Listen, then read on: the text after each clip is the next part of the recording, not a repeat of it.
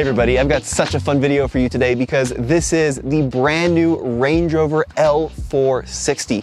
And it's not that often that we get an all new full-size Range Rover, and in this video we're going to do a full review of this vehicle. We're going to take it off-road and see what it's like, see if it's worthy of the full-size Range Rover moniker. Under the hood of the new Range Rover, we have a 3-liter inline-6 in this P400 model, but you have some options here. You can also upgrade from this 395 horsepower inline-6 all the way up to the P530 twin-turbo V8, and that's the same V8 that you can get in a lot of BMW products like the X5. There's also going to be a plug-in hybrid coming down the line. Now, interestingly enough, even though this is an inline-6, this is an oddly short and fat engine cover. You've got like a Subway sandwich and a half worth of space to look at an inline-6, which is one of the longest engines that you can put in a vehicle, so I can only imagine what it would be like to work on this. The design lead on the full-size Range Rover is a gentleman named Jerry McGovern. He did the Defender. He's done a lot of Land Rover, Range Rover products for a bunch of years, and he really did a good job with this new Range Rover. And the word of the day is flush. So if you look at the side profile of this front end, there's nothing that's really exposed, nothing that sticks out beyond anything else. It's very flush. It's also very angular. Now, admittedly, from the front, there's not a lot of differentiation between the newest Range Rover and the outgoing model. Very similar headlight profile, although be it a little bit crisper. There's a couple of headlight designs. This one has the 2 pods. You can get one with the little 4 LED pods. Now, the back is really where we see the differences of the outgoing model to the brand new one, especially in the taillight. So the old one had kind of these chunky taillights. The new one has this flush design where they are completely incorporated into the rear liftgate. And when the vehicle is off, you can't tell any difference between this black trim panel and the taillights themselves. It looks like something out of Tron, really cool. You actually can't see the taillight at all until they are called upon, and then they make themselves emerge. But overall, a fantastic looking rear end. You've got this sloping roofline, which kind of contrasts against this upward rising belt line, and it's a fantastic look. This is a very good looking car, especially from the back. All right, Kase, what do you think of the new full-size Range Rover? I mean, right off the bat, this interior is phenomenal, and Range Rover has been using really good materials on their interiors for a long time, but this is up there. It's fantastic, and it's really well screwed together too. So we are going over this pretty rutted out forest road, and there's no squeaks, no rattles. Yeah, imagine that, a British car that doesn't squeak and rattle going over some washboard road. That's good, they got it all sorted out. Design-wise, it's not all that different than the current one from the front, but the back is really where you can tell the differences. Yeah, when you were pulling into the office this morning with this car, I thought, wow, from the back, that looks really good.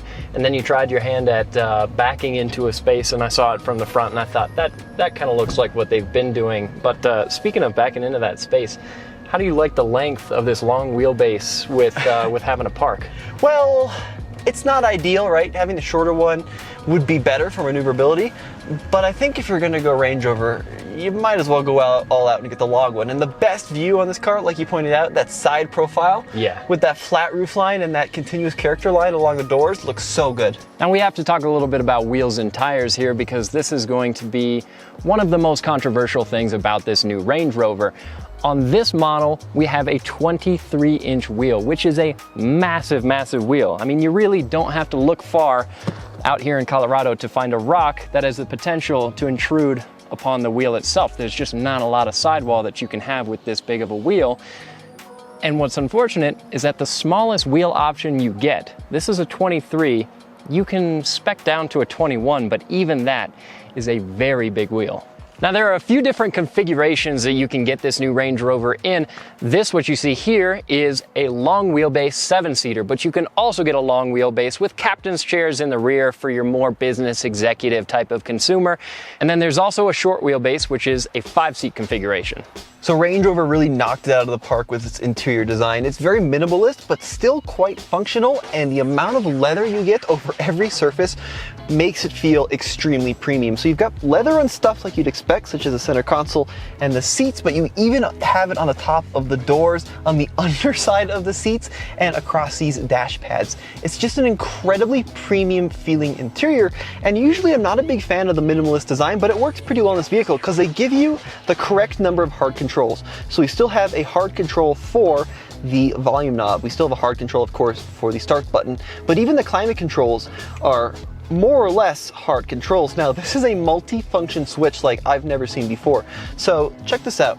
You use this rotary knob to adjust the temperature of the climate control, but you can pull it out to adjust the fan speed, and then watch this, you push it in to actually change your heating and cooling function for the seats. So it's a 3-position knob, and it's pretty user intuitive for the most part. Sometimes you get a little stuck between modes, but fairly well done. Now this curved center display is very interesting. First of all, it sticks out beyond the edge of the dash pad, which is a trend now, but check out these cameras, very cool stuff. There's actually a feature where you can see what is underneath the vehicle altogether, and the number of angles you get are very, very cool. You can wash the cameras, of course, when you're off-road, make sure they're nice and spiffy, make sure they're looking really good. You've got this clear hood view, so you can see where the wheels are at, and overall, they pretty much knocked it out of the park with the camera systems. Very user intuitive, and I love how the exterior of the vehicle actually matches the color that you purchased, which is nice. No, I mean, realistically, what we're doing right now, even though this is basically a dirt road, this is going to be more than the average consumer ever does with their Range Rover. But even with that in mind, they went all out with this thing, right? It's got a low-range transfer case, which is a pretty serious bit of kit. You know, that's a heavy and expensive thing to add into a SUV. They went crazy with this four-wheel drive system. So low-range transfer case, got lockers in this baby. It's got incredible gearing. I can feel that right now. The suspension, you know, 11 inches of ground clearance. Yeah. That's all the stuff that you want to hear for a fun day out on the trail. It's just missing that final and arguably most important part.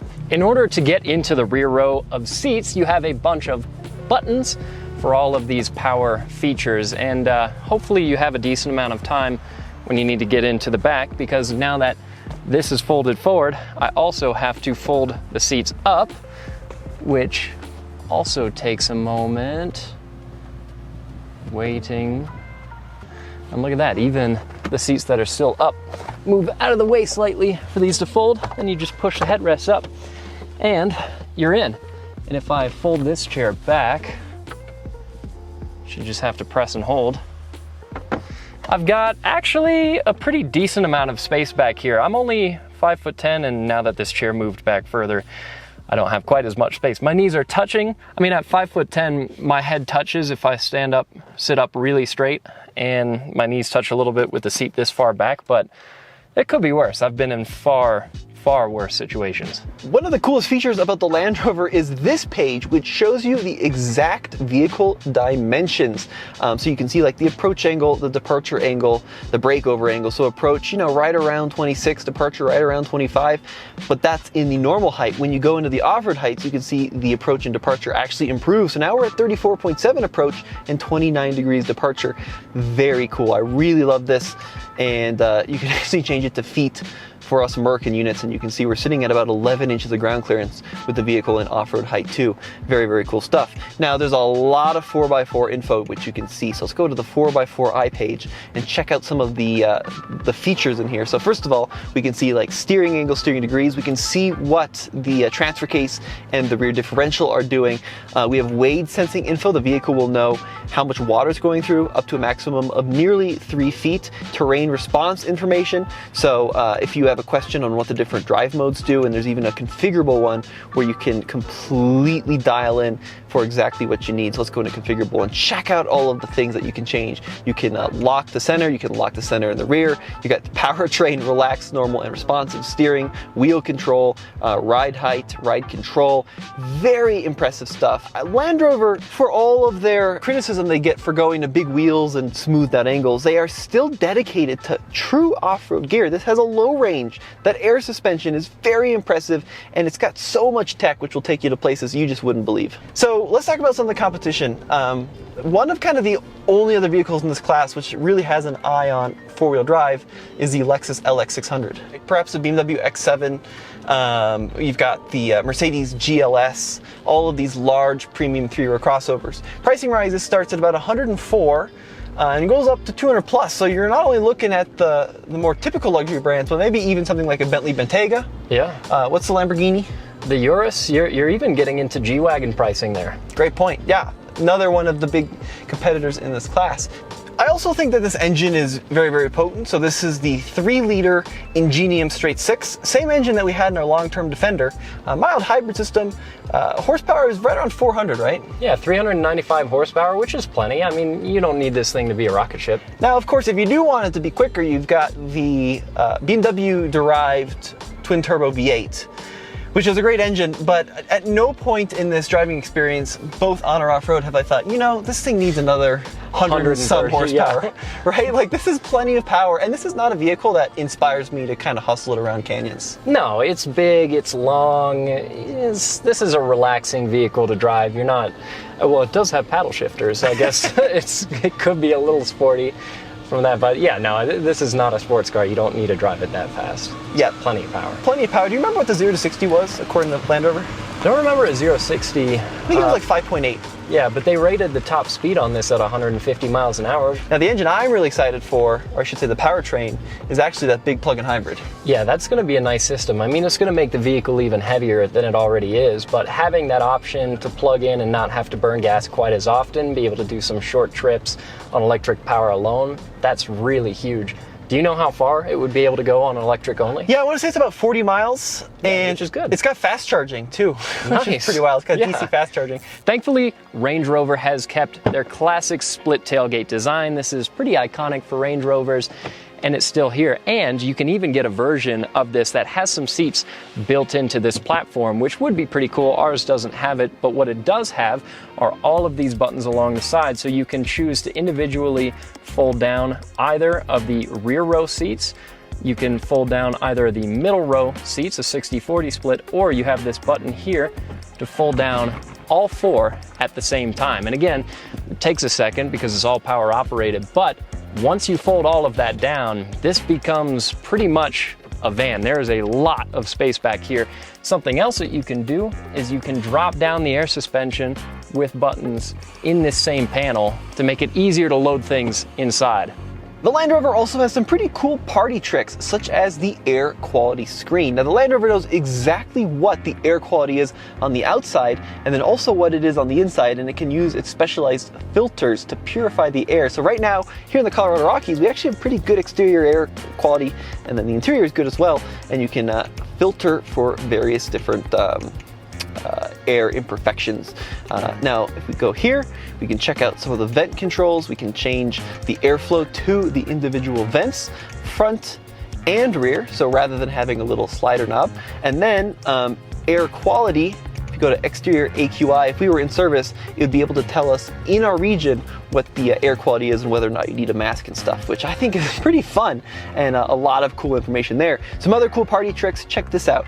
Let's go into the tailgate suite. So if you have the tailgate down, you can basically control the audio system just to the rear end. So check this out, turn the vehicle off, put it in park, and now we can start the tailgate suite. That's going to open up the tailgate for tailgating, and then it'll even show you what the power reserve is so you don't run your battery too low with the radio playing back there.